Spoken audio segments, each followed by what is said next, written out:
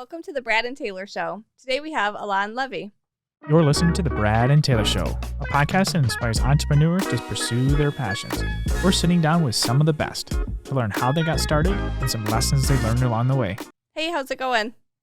Good. How are you? We're good. We're doing good. So let's get this started. So tell us a little bit about you, kind of like what do you actually do? I'm a realtor with Remax Traditions out in Chagrin Falls. Before I was a realtor, I worked as admin support for Coldwell Banker. And so I've been in the industry for about 2 years. Nice. Good for you. That's awesome. So when you were younger, what did you have planned for your future? Do you want to be an agent, or what was the whole plan?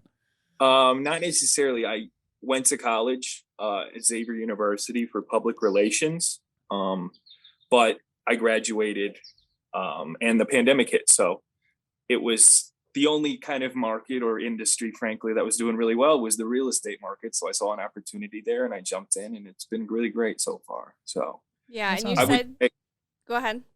Yeah, I would say definitely. It's not that I really wanted to be in public relations. It was just a degree that was possible. Yeah. To get, being that I'm not the best student, but it definitely set me up communication wise and everything else for real estate. So yeah, awesome. Definitely. I'm sure it helped, along with you being an admin as well beforehand. Mhm. That probably really helped you. That's the biggest jumpstart. If I could make any suggestion for anyone who's really young and doesn't have a lot of context or anything, definitely become an admin or just work somewhat around the real estate industry, because you get a feel for the contracts and the time, because a lot of people don't understand the scheduling and timing. So I recommend it. Yeah, definitely. How long were you admin before you jumped into getting your license? Just around a year.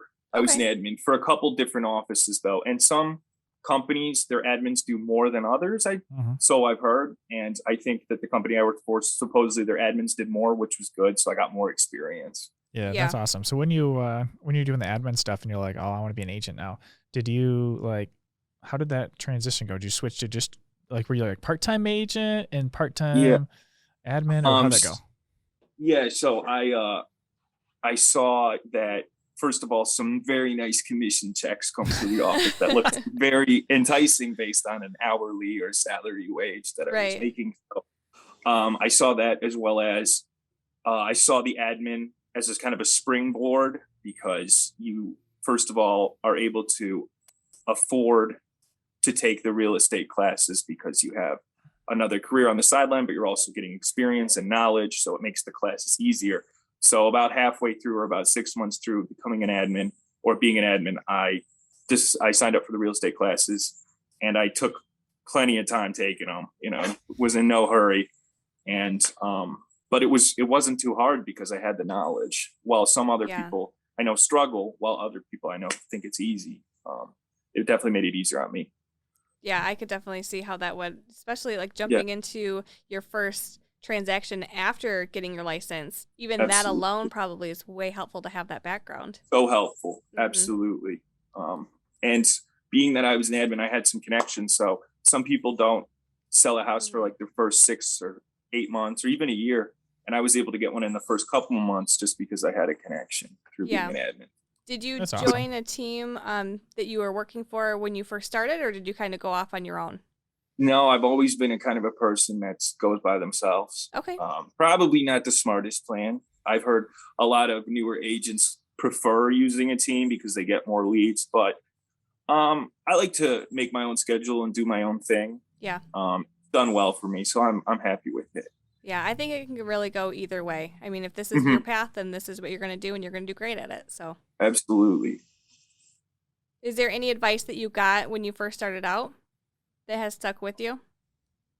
Really, it's just provide the best service you can. Just be like, at the end of the day, a lot of people see it as a sales role, and it is a sales role, but you're also providing, you're selling someone a house. Sometimes it's their first house.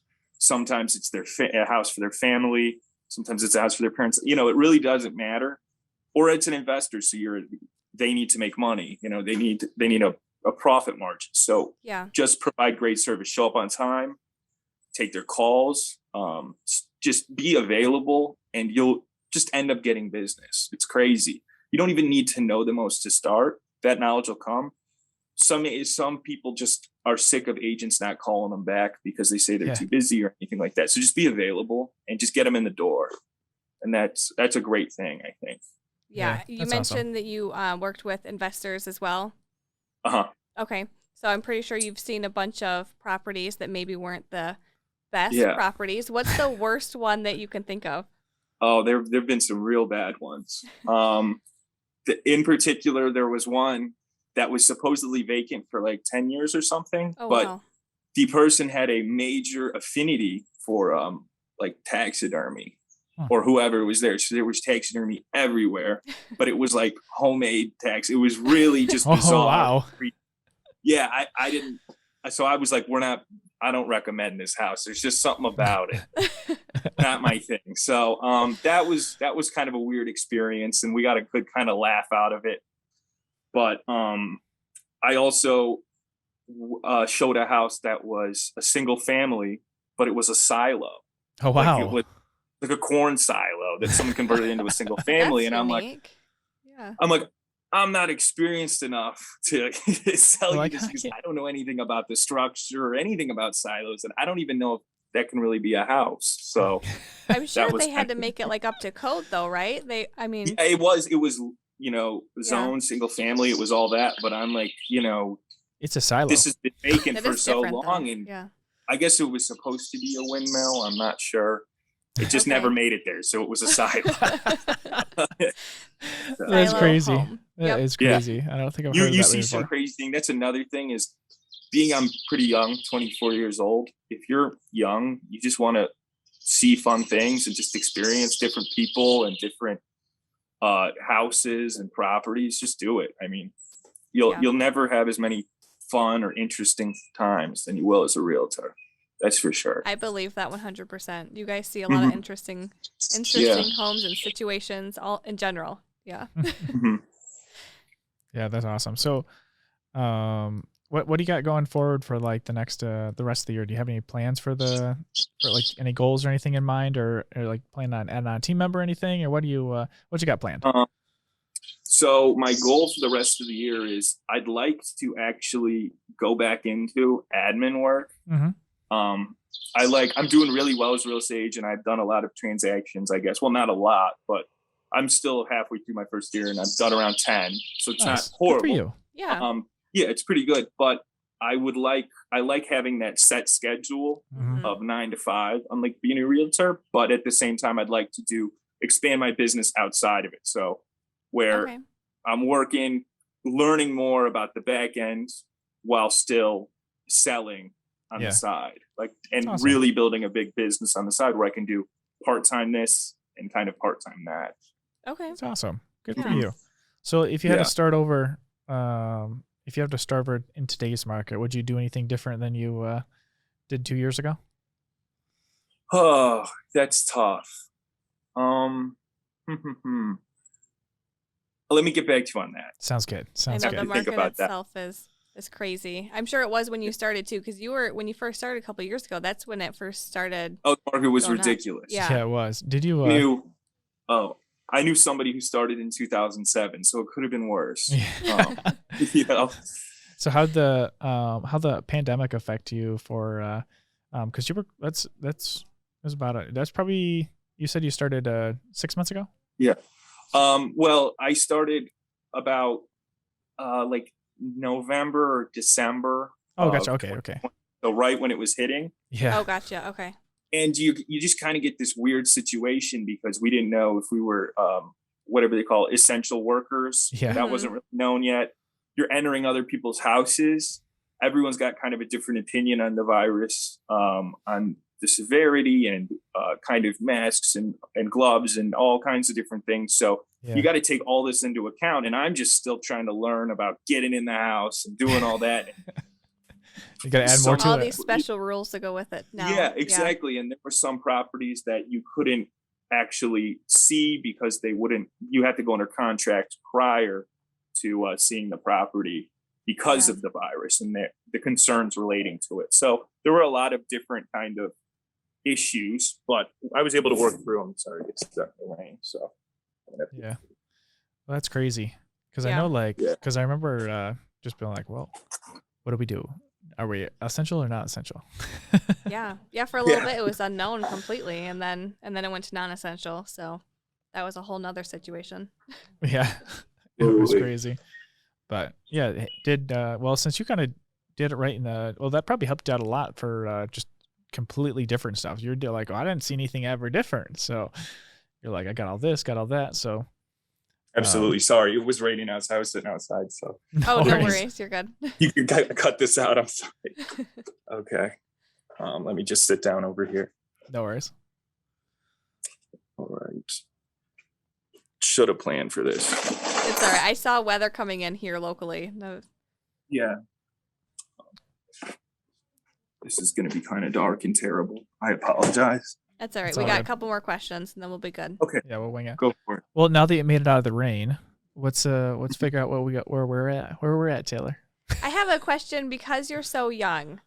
Do you get pushback from that? And do you have any advice for anybody else that's around your age starting out? Definitely. I didn't think I'd get as much pushback as I did. Yeah. But I've had clients where we have like kind of a nice rapport and everything, and then they'll just call up other agents and say, I'm working with this really young agent. He probably doesn't know anything.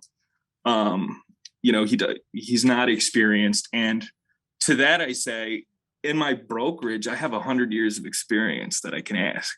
And I'm the first guy. I'll be the guy that shows up on a Sunday, on a Saturday, 8 a.m. to 10 p.m. I don't care.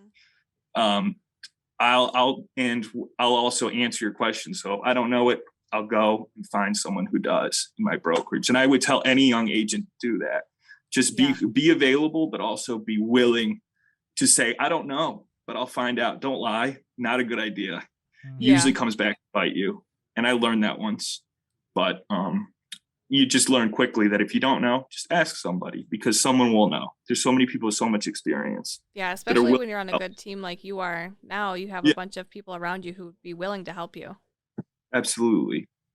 Do you have any business books that you've read, or maybe any book in general that would be your favorites? I don't read very much, so okay. Perfect. I don't know much. I would say something really cliche, like The Great Gatsby or something ridiculous, because it shows you just, I guess money doesn't buy happiness, or some cliche line. But I like that book, though. I remember. I don't know. One. Yeah, perfect. Awesome. Well, how can people get a hold of you? They can call me at 440-384-2584, or you can email me at elanlevi.com. So it's my first name followed by at my full name.com. Awesome. Or you can just look me up at my Remax Traditions office in Chagrin Falls and just call the office. I'm available all the time, 24/7. My phone's on. You can call me. I won't say I'll get back to you 24/7, but I'm pretty good at it. So, oh, good for you. That's awesome. Yeah. So I like to be available, and I like to help people find a house. That's my goal. So that's awesome. Hey, thanks for coming on and sharing your story with us today. Yeah, of course. Well, thank you for having me. Are these working? All right. There we go. Oh, there we go. I think they're working. Should we tell them? Mine keeps falling. It doesn't like my voice. What do we got to tell them? Subscribe. Subscribe? What do we got to point at? Hey, I think there's a subscription button. Like it might be there. It might be right there too. Somewhere. Find it. It's red. Yeah. And it's blue. It's green. I don't really know. It's a color. This mic isn't even attached. Did you plug these in? Well, I guess. I wonder if they can hear us. Yeah, I wonder if they hear us. Well, we should probably tell them if they can hear us. We should probably tell them also give us a 5-star review if they're listening on Apple. That'd be cool. 5 stars, guys.